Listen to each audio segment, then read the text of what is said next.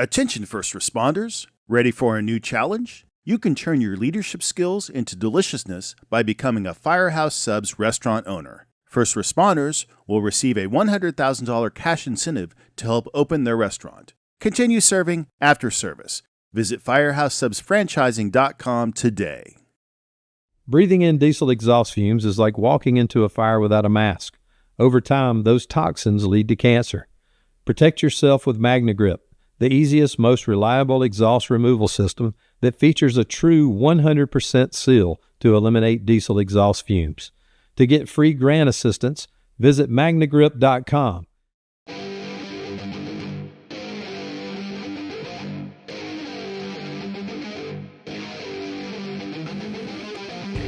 Welcome to Tailboard Talk with Chris Rasmussen, Craig Nelson, and Jeff Wallin.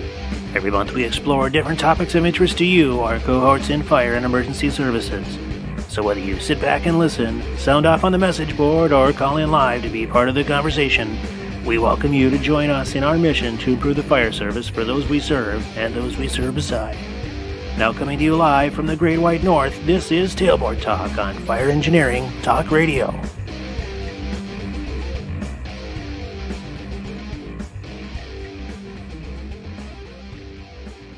Hey, welcome to Tailboard Talk for Friday, October 18th. This is Jeff. This is Craig. And Chris.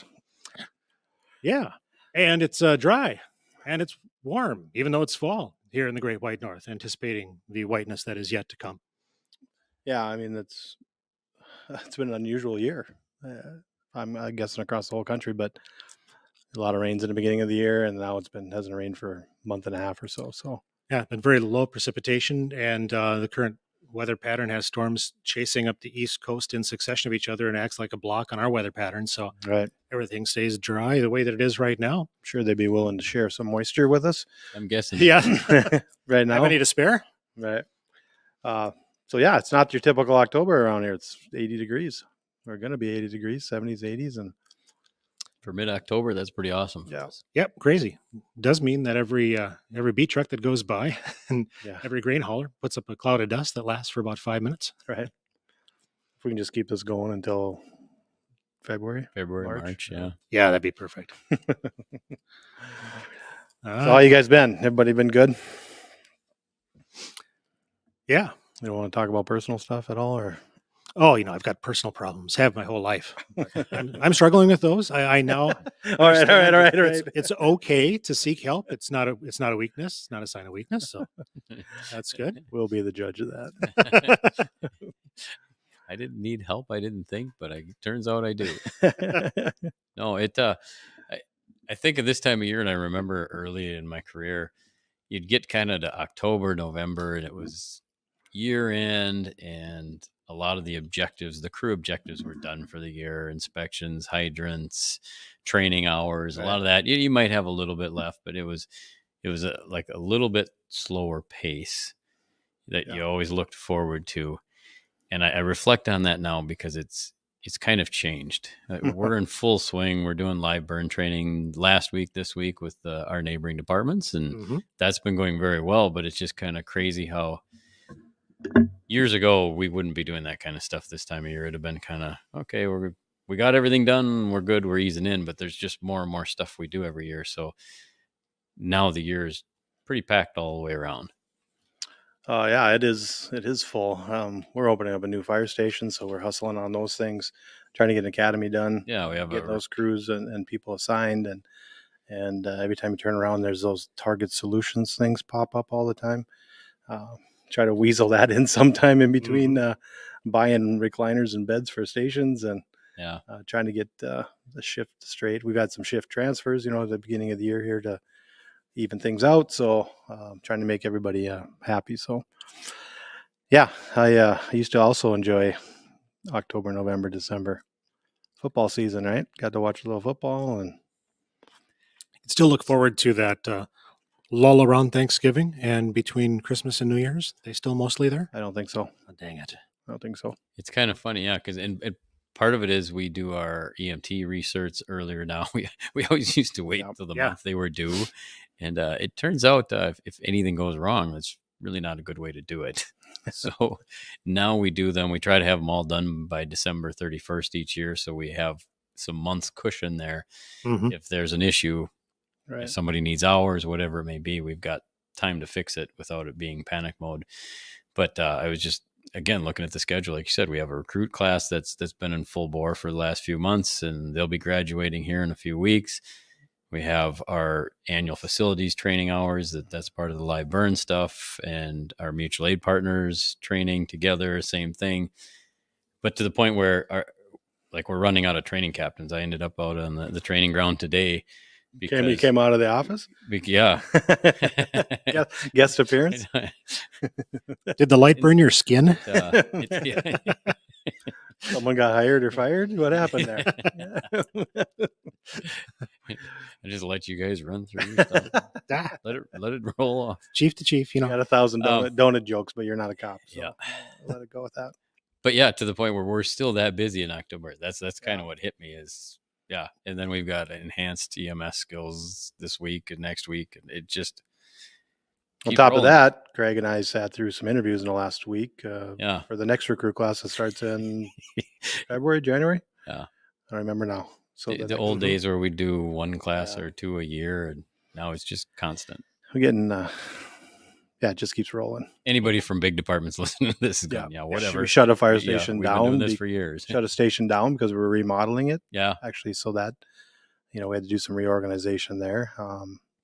Not shutting it. We closed it while it's being remodeled, but it's going to be remodeled for a year. So Talking about Station 5? Station 5, yeah. So did you end up going with that shared housing plan you were talking about to the west? Yeah, I don't even want to talk about it. A lot of shared housing plans going on. There's a lot more people around the station I'm at right now. I'm not sure I like it. No, I'm just kidding. I'm kidding. We had to move some apparatus to other stations and to cover areas and things like that. So, so a lot of big changes have gone on, and like I say, it's usually relaxation, not relaxation, but maybe time to our stuff is all done for the year. Maybe we can work on new projects. Those things just aren't even in the conversation. No, not got accreditation coming up in April, so we're pretty loaded. Yeah. Did any of your crews head west of Station 5? West, we did not. Did not. Okay. Yeah. Nice, all right. Nice try. Yeah. No, we did not share. No, I know a lot of different plans were being kicked around. We had a lot of different plans, and then they all fell some of them fell through at the last minute. We had a housing area that we were going to put them in that area, and those things changed. So crews have accepted it. I think accepted it pretty well, and just kind of rolling, working out the bugs a little bit, and hopefully that new station, or the Station 5 remodel or rebuild, I should say, stays on track, and we get people back in that area soon. So it's one of our busiest areas, so that causes us some problems. Yeah, it does. When you take that crew out of that area, you have to be responding from other places in creative ways. Yeah, absolutely. So what? That's the highlight of the Midwest. Yeah. Well, speaking about having to change things up, not that it's a timely topic or anything, but we were, kind of watching what's going on the East Coast right now with hurricane season, and a pretty impactful one at the moment in between two storms while we're recording this. And it got us to thinking about some of the disaster responses we've had in our local area in the past. And maybe talking about some of the things that came up that departments that might have never experienced this or might experience it, once every 100 years might not consider. We thought we'd roll through some of the things that impacted us and some changes we had to make when we were going through some of our local flooding issues. Right. And I think every department out there has emergency plans, that get looked at every couple of years, obviously, but when it comes time to actually put them in action, get changed on the fly quickly, for the best words, I guess I can. Well, and I think sometimes they're just easy to shelve or put it on the back shelf and forget about, because you go, that'll never happen. What are the odds that happens? And now after we've been through COVID and we're talking about some of the flooding we've had issues with in the past, you start to go, well, these 100-year events are now occurring a lot more than every 100 years. Man, maybe we need to front shelf some of these lands. Well, we had, in our area, we had the 100-year flood, and then we had the 500-year flood, all within not within 500 years, Right. it was within a decade. So it caused us a lot of issues. You kind of, earlier in the show, we talked about all the things that we do for the year, Target Solutions, and all these accreditations and all these other things that we have to do. They get put on the back burner during in a natural disaster situation. Up in the Midwest, we deal with maybe smaller versions of wildland fires to the west of us. We deal with flooding, which is a big thing. Blizzards, we do have blizzards that can shut us down for a day or two before we get declared out of those things. Obviously, tornadoes, larger events, train derailments, those kind of things can change your department in a hurry and change the direction you're going or delay the direction you're going. Everyone's is busy getting out there. But the biggest thing that I've kind of learned about these things is, it's not only that this disaster has happened, but it also is, I'm trying to say this, it impacts us all, and it impacts us all in different ways.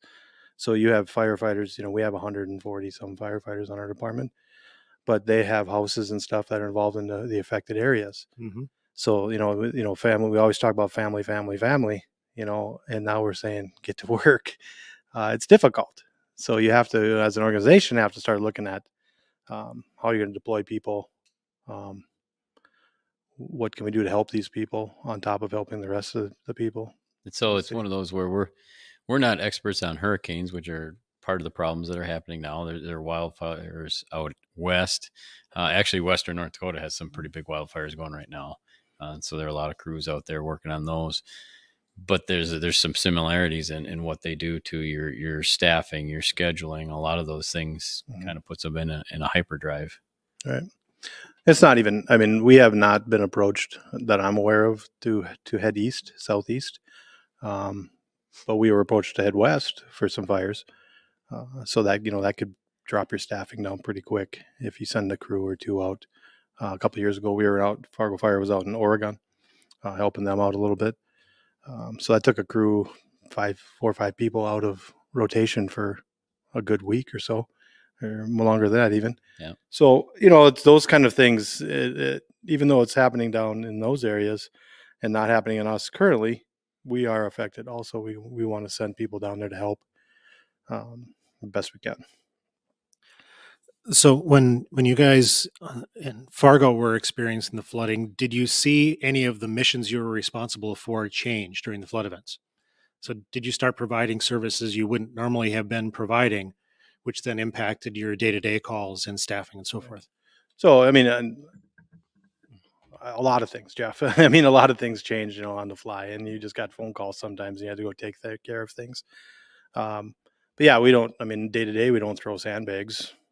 We started throwing sandbags, and you got to throw it to 3, get them 3 feet high. And then 2 days later, we have to get them all 5 feet high. And then it's, even just in the process, it seems like our city counts on the fire department to be involved in a lot of these things. It's because we have the organizational skills and the manpower, obviously, to help organize things, get things set up, get things moved out to the areas that need to be moved out, and then get them deployed how they can. So that was, obviously one of the biggest things was assisting with sandbag dikes, things like that. A few rescues, not a lot, but. Were you doing the sandbagging with on-duty crews or off-duty personnel? Both? Everybody we could possibly get, funding was there, so they would pay to have crews. I remember a few floods that we did work 36-hour shifts and have 12 hours off, come back. That's the biggest stuff I remember is it puts, like I said a few minutes ago, it puts you in hyperdrive. So your normal job, your normal schedule go out the window. And now a lot more is being asked of you and a lot longer hours. So I remember sandbagging through the night on the edge of the river literally feet away, and we're building a dike, and it had to go cover a certain distance. It was a long ways. And I remember as the sun's going down, you're putting bags down. And I remember as the sun came up, we were still putting bags down. You're tired, you're cold, you're hungry, and you make do, but that's a little bit of what we all signed up for. It's just, I remember some of those things very vividly because they were so dramatic. And then it was when we did get relieved, it was you go back and you're going to cover another station and you're still responding to calls. Yeah. You're going to try and get what rest you can, but then you were also working on other things, getting ready for your next shift on the line. Mm-hmm. Yeah, and those are important. So taking care of your employees is extremely important. You have all these fancy plans that have, well, we're going to get lumber from this lumber yard. Well, that lumber yard's empty. What are you going to do? So you start operating obviously in this incident. And I know they have EOCs down in these large incidences, and then people trying to get equipment for them and doing everything they need. And it's difficult because the crews are out there busting their butts and they need something, and you got to get it to them ASAP. So, well, and it's kind of funny. We use this NIMS ICS system with finance, logistics, operations, and planning. Yeah. And we end up 90% of the time in operations, but all of a sudden an event like this hits, and all of a sudden planning and logistics become the most important things. I remember one of the things I remember just being hungry. Right. Like you wanted food, and they did get food to us, but it wasn't as much as you wanted, and it wasn't as frequently. It was a lot of hours in between. And so you're burning calories doing that stuff. Kind of important things for those running events to be on top of, because it's real easy when you're in command, and I'm in one of those roles now where it's easy for me to go, well, I'm good. Well, no, I need to be thinking about what are they going through out on the line, and making sure they have food and they have water and coffee and those simple things that can help them do their job and keep going. Right. Absolutely. Yeah. In I am also one of those positions in admin, but you also, you have to remember, sitting in my air conditioned vehicle is a lot different than being outside in the different temperatures, weather, those kind of things. So you have to, make sure you're out there with them, out there talking to them and giving them whatever they need. If they need warmer jackets or tank tops, you find it for them and you get those things done. So yeah, they're devastating events, and they can take a long time for cities and communities to build back up. Fire will be part of that also, so that's important to keep an eye on. And I hate looking at airplane disaster plans or flood mitigation plans. They're boring because nothing's happening, until you actually need them. So. Mm-hmm. Go ahead, Jeff. When we were talking about the scheduling, one thing I wish we would have jumped on sooner on our side of the river was modifying our shift schedule. We waited till there was no possible way to continue with things the way that we were, and it would have helped everybody if we had made the decision to change from our normal staffing schedule when we were getting too resource heavy and too many demands out front right away, because we struggled on for another couple of days trying to keep that schedule in place, and realized that for us, we chose to drop down to 2 shifts, 24 on, 24 off. And there were some people that were working out in the neighborhoods on the lines that we didn't even bring back into work because they were in some key positions working with other departments and stuff, and were really needed out there. Because then by the time we had switched, it took us several days to start getting people recovered from the fact that they were pulling those multiple day shifts. And we were realizing that we were having to pull people off shift to do the jobs they were doing the day before, and we didn't have plans for anybody backfilling and that kind of stuff. And so we started getting outside resources into responding to the calls, and it sounds like, great, we got resources coming in. We got such and such department from however many miles away that's going to take this 24-hour shift at this station. We're good to go. And then realize they've got no way to talk to dispatch. Right. We have some portables in the trucks and stuff, but they also don't know where they're going. Right. They don't know what we've got keys to and what we don't have keys to from our lockbox systems. And so we ended up just embedding one local person. We took our crews because we thought we'll do a shift. We can have outsiders doing the other shift. And then we realized we needed to redistribute our people again and just have one person from Moorhead Fire at each station on each shift to be with the other, crews. And we didn't staff any of our own shifts then. They were all done by outside people with somebody embedded. So that way things went smoother. And then we had radio communication issues as well, too, until the military showed up with a big, huge trailer to be able to set up a whole new armor module locally and a VHF module at the time to be able to integrate the people that were talking on 2 systems and set up some ad hoc radio communications on the scene. Those are good points. Fire service is always willing to help out, and guys will always, I'll go down to Florida and help out if I can. if they're needed. But I don't know Florida. I don't know everything that comes with Florida. You know what I mean? If it's rules and laws and all the way down to lockbox keys, I don't know that. I don't know directions. You know, I've got the beaches kind of covered. I've kind of figured that out. And maybe that Mickey Mouse place, I got that kind of been there a couple times, but Key West. Other than that, that was for solely recreation. It had nothing to do with work. You know, how would you, without having someone local with you? Yeah. You know, it would be almost impossible. Yeah, and occasions for hurricanes and tornadoes and stuff. A lot of the landmarks you might expect to be able to use for navigation might not be there. Right.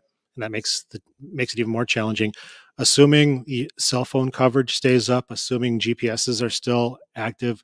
I mean, if we were in that same situation today, we'd probably be relying on a lot of consumer technologies to help us when the systems we have set up for us aren't working or aren't available to other people, and have to be prepared how to work with those too. Oh, absolutely. And then integrating, obviously with state resources, regional, federal resources that are coming in. How do you do that? And that's, they're in the same boat as we are. They're going to Florida, never been to Florida. They're just there to try to help as much as possible. So, and then organizing that large mess, right? Because you're hearing natural disasters and people want to help, so they just show up, and that doesn't always help. If you can grab them and get them into a controlled area and give them an assignment, they're great. But when they just want to freelance, it's a little difficult too. For us, when we had resource needs during the big flood, it seemed like what was most effective for us was our people interfacing with local business owners and contractors and stuff who knew a lot about where the local resources were, because anything coming from the state was 2 days out. Right. So I need this today. Great. You'll have it in 2 days. We can put it in order. We'll have all that stuff you need shipped in within 2 days when we don't need it anymore. Right. The need's over. And I'm sure there's conflicting interest, right? Even just in our metropolitan, you have two cities that are right next to each other, separated by a river, separated by a state. Everyone's screaming for resources, and I think that's maybe a good lesson for all of us. One that we tend to shy away from is planning for this stuff further out and pulling the trigger further out. So like you said, it takes 2 days to get it.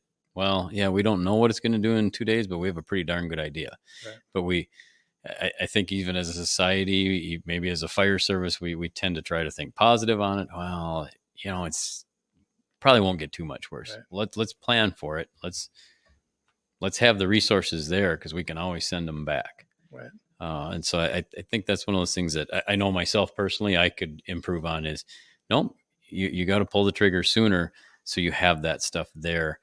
When you wait, it causes issues. Yeah, and then you got. I mean, resources are hard to get sometimes, and you have dueling resources. And I will use the current example right now. There's power companies from this area headed to the southeast pre-hurricane. Well, now we have a natural disaster in the western North Dakota that we need power companies there, but they're gone. Yeah, competing resources. Right. You're competing for them. The first person to call is generally the one that's going to come out the best. I don't want to say highest bidder. I would hate to have that pop up, but I'm sure it does once in a while. Yeah, one thing we were really successful with, and it was working with public health, identifying the vulnerable populations here. And since we had time to plan for the flooding event, moving them out before resources became too scarce to be able to do that. And that took people that we would have been spending a lot of time servicing if we're now having streets that are being cut off, if utilities are being impacted by this, that they were taken out of the equation by being brought somewhere else safe. And I don't know how realistic that can be with hurricanes, but there's probably something there. And there's when you're talking about wildfires, and you can see where it might be going, trying to stay ahead of that to get the folks who are going to need so many resources if they do get in trouble, just getting them out of the picture early. Right. And we utilized out of the local area resources to help move them too. So that way, as people are being moved, those resources may or may not be coming back to the area. When their mission's done, they may be headed back home again, so that we can still take care of our local calls. And that was really effective. Yeah. And like you said, we're not hurricane experts and have spent very little time in the Southeast. But the Hurricane Helene came through. And obviously the crews and people started getting to work immediately. Now you have another one right on its When I look heels, at and how does that work? And the evacuation part of it, Yeah. because we just heard it on the news today. They're Yeah. they're talking about with this next one coming in, evacuating ahead of this thing, because it's much easier to get people out now, and that's kind of a little bit what you're talking about, Right. Jeff, is the resources that it requires. And I'm no expert on evacuation. We've done a little bit of it, like Jeff said, with the flood, but it's also up here similar to blizzards. Get people home before the blizzard hits, because once the blizzard hits, once the flood hits, if we need to evacuate them after, it takes a lot more of our resources and it takes them a lot longer to do it. Right. And it's similar to a blizzard. If we have to send people out into a blizzard, now we're putting our people at risk too. Right. And it's going to take longer. It's harder. It takes Mhm. more personnel. So you take a resource short situation and now you need even more resources. You make it worse. So those pre-evacuations are so critical, so important. I wish I knew more about it. It might be a good topic for us to have somebody that's done some of that or had experience with it on a future show to talk about kind of the pros and cons, what worked, what didn't work, techniques. How do you get people to leave their homes? Because it's not easy, and I get it. We all have homes. Right. You don't want to leave your home. You want to take care of it. You want to try and protect it. The interstate's a lot better before the event than after the event. Yeah. If it's still there. And for us with blizzards, we're also pre-positioning personnel ahead of time Mhm. as well too. So we'll be bringing people in knowing that they're not coming in the blizzard. If they've got a shift tomorrow and the blizzard's hitting tonight, we need to call those people in early. But we need to work with them and families as they have individual needs too, because some families don't have strong support networks. Some do, and some are able to double up with other family members before the storm hits too. So that way the firefighter can be at work, not worried about the family, because his family is with the in-laws or with his folks, so that they've got a support network while the firefighter's away for a couple of days. Because he's getting in or out once it's that tough. hits. My personal house has not been affected by any natural disasters, knock on wood. But every time I leave my wife there, and my kids are older now, so they're gone, but they were there. My 99-year-old father-in-law lives next door. Kind of leaving them hanging and hoping nothing happens, so it's important to, remember that with the folks, and if they need to get away and back to check on them, or, that's something we need to let them do too. Well, that's the advice I'd give to anybody that's listening, especially those younger in your career, is to take that planning part more seriously. We talk to all of our new personnel about that. Mm-hmm. We tell them to do that. I was told to do that. I never really did a whole lot with it. I'll deal with that later. Yeah. And we had a pretty good support network of family where my wife could pick up with the kids and leave if she needed to. So I didn't worry too much about it, but I really should have taken that more seriously and planned a little bit better. So that would be my strong advice to any of you is this stuff happens. It happens quickly, even when you see it coming. So whether it's a hurricane a few days out, or in our case, a flood that was days or weeks out and just kept getting worse and worse, have that plan in place before those things start, because once they start, you get busier. Yeah, absolutely. We've been, kind of seasoning in a little bit about hurricanes while we've been having the discussion. We don't normally do this, but I would like to point out that we're recording this episode on Monday, October 7th to be edited and ready to post, a week and a half from now too, when another hurricane will have made it through the area. And it could be a little confusing. Why are they making so light of it, or why are they not talking about this aspect or that aspect? This is before that event has occurred. In case anything we're talking about is impacted by that.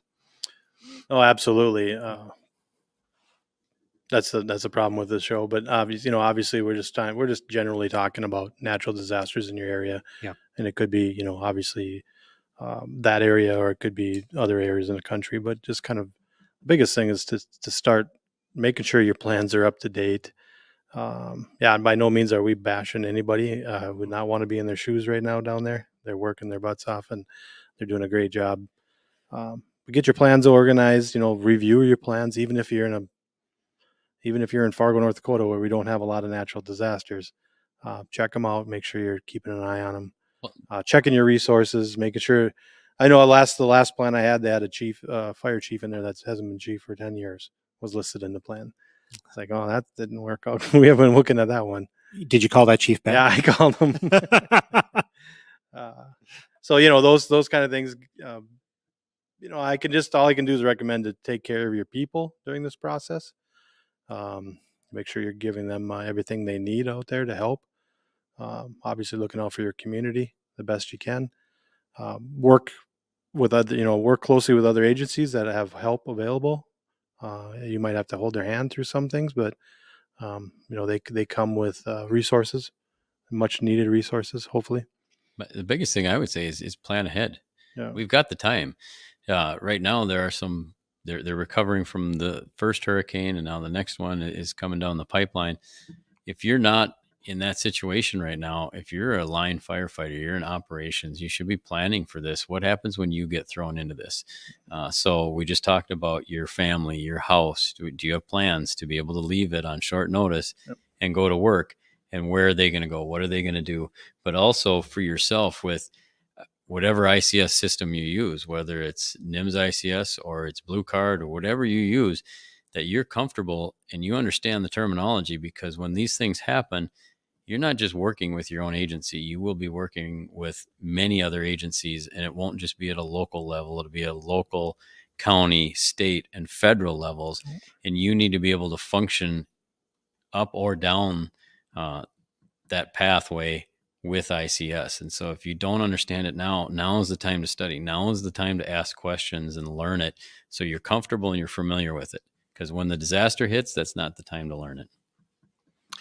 And then also for the people who have been around a while, just realize that we have staff turnover. So even if you are good or have had experience in the past, that doesn't mean your whole organization is prepared anymore like they used to be if you've had staff. So retraining, revisiting the policies, doing new tabletop exercises with new people in the mix, and to be able to hear some of the experiences from people who have been through these things before, and to understand the idea that that you can be much more effective if you know your family is taken care of, and if we're prepared to be out of communication with them for 12 hours, 24 hours, 36 hours, that they can't reach you, you can't reach them because of the things that we're doing. Right. And we've made steps to make sure they're going to be safe so that your head can be in the game back at work. Or we're making plans around those people who can, those people who need other support networks that don't normally have them. Absolutely.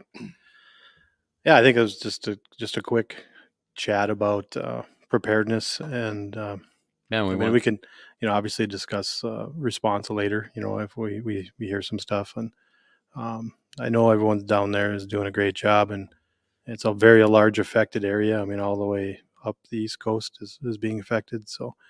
And our thoughts are with them. Yep. We're thinking about you. Wish the best for all of you down there. Those storms are pretty wicked from what we're seeing. Absolutely. And again, plan ahead. If you are not involved in something like that right now is the time to plan for an event, operationally, communication-wise, at home, all of that stuff. Very good. Yeah. Plan ahead. Cover your folks, watch each other's backs, take care of your families, and be safe out there. Absolutely. Have a good one. Good night. Attention first responders, ready for a new challenge? You can turn your leadership skills into deliciousness by becoming a Firehouse Subs restaurant owner. First responders will receive a $100,000 cash incentive to help open their restaurant. Continue serving after service. Visit firehousesubsfranchising.com today. Breathing in diesel exhaust fumes is like walking into a fire without a mask. Over time, those toxins lead to cancer. Protect yourself with Magnegrip, the easiest, most reliable exhaust removal system that features a true 100% seal to eliminate diesel exhaust fumes. To get free grant assistance, visit magnegrip.com.